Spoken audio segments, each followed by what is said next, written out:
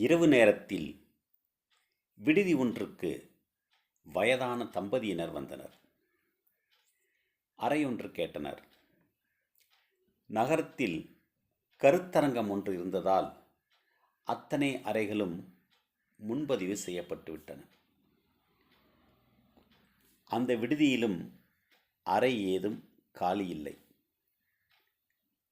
வயதான தம்பதியினரை கொட்டும் மழையில் திருப்பி அனுப்ப அந்த வரவேற்பறை குமாஸ்தாவிற்கு மனதில்லை. தன்னுடைய அறையிலேயே தங்க வைத்தார். அவர் அறையில் தங்கியதால் அடுத்த நாள் பணமும் வாங்கவில்லை. அந்த வயோதிகர் விடைபெறும்போது அந்த குமாஸ்தாவிடம், அமெரிக்காவின் சிறந்த விடுதிக்கு நீதான் மேலாளராக இருக்க வேண்டும். உனக்காக ஒரு நாள் நான் நல்ல விடுதியை கட்டுவேன் என்று கூறிவிட்டு சென்றார். ஆண்டுகள் கழிந்தன.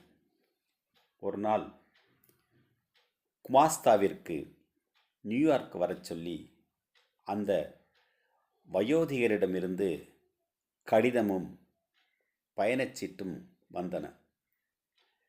அந்த குமாஸ்தா அங்கு சென்றதும் அவரை அழைத்து கொண்டு போய் பெரிய விடுதி ஒன்றை காட்டி, இதில் நீங்கள்தான் பொது மேலாளர் என்றார். அந்த வயோதிகரின் பெயர் வில்லியம் வால்டாஃப் ஆஸ்டர். விடுதியின் பெயர் ஆஸ்டோரியா. அந்த குமாஸ்தாவின் பெயர் ஜார்ஜ் போல்ட். காலத்தால் செய்த நன்றி சிறிதெனினும் ஞாலத்தின் மானப்பெரிது என்பது திருக்குறள். அந்த திருக்குறளை மெய்ப்பிக்கும் வகையில் நடந்த உண்மை கதை இது.